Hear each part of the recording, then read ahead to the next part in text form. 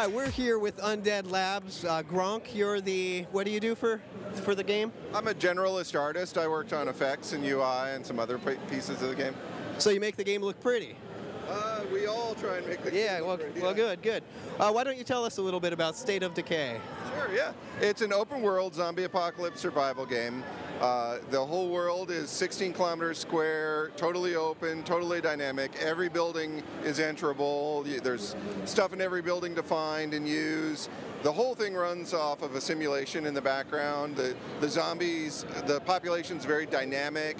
They'll infest houses, they'll form hordes, move around, all based off of a very complex simulation. The goal of the game was to try and capture the feeling of what it was like to actually be a survivor in this experience. Not just running and hunting zombies, not just putting zombies into another type of gameplay, but to really try and make that experience that the fans and the core fans of the genre really wanted to live out. How do I live? How do I survive? Sure, and that's what I understand. It's all about going out and scrounging for materials and finding other survivors.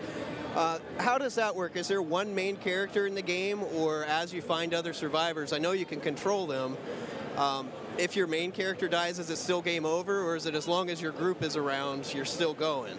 Yeah, no, actually, you can play as an entire community. You start with a couple of characters that are basically your initial handed characters, and then you will earn trust with other characters as you meet them, as they join your community, as you go out and do missions and scout for materials with them. You'll slowly get more and more trust with all these different people.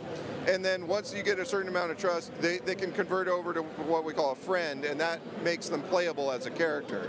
The only way the game actually ends is when you literally have lost every playable member in your community. And so if you play the game, really develop, you'll always have somebody to play. There are some core members of the game that are part of the core storyline that have like a little bit more like story elements to them, but generally you can play as any member in your community. Sure, and to that end, is there an end game that you're working towards, or is it just see how long you can survive and you go for a high score, or what's the final goal?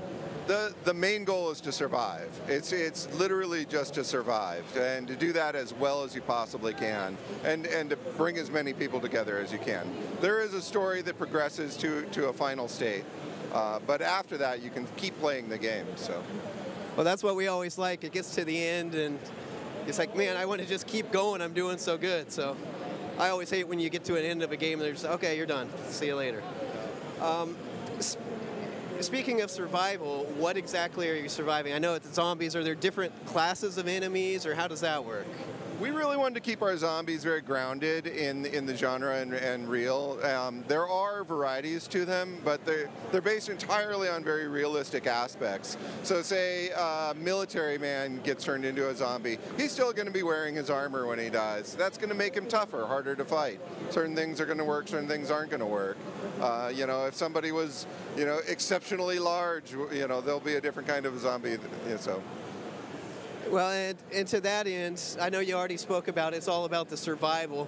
A lot of zombie games out there right now. How else does your game separate itself from that crowd? We really tried to capture like the entire experience, and so one of the main ways that we did that was to have a very RTS-like element to the game. So we can actually build bases and develop facilities inside of those bases, like workshops and infirmaries. Yeah, you control how many bunks, sleeping areas you have, and that allows the maximum cap of your base and its community to grow. So there's that entire side of it that's very deep and very complex that frankly we haven't seen in a lot of our competition. So. Sure, it's almost like Sim Zombie. It sounds really cool. Yeah. You think the popularity of things like The Walking Dead, this seems like the perfect time for this game to hit. Yeah. Is that something that's been helping you guys out, you think, or does it? Absolutely, yeah. I mean, we love that the genre is really, really huge right now. Mainly, we're doing it because this is something we've always wanted to done.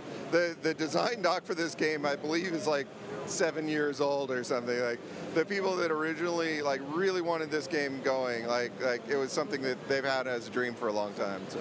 Well, that's really cool. We're looking forward to it. That's State of Decay by Undead Labs. That's coming out on Xbox Live Arcade and PC also, or?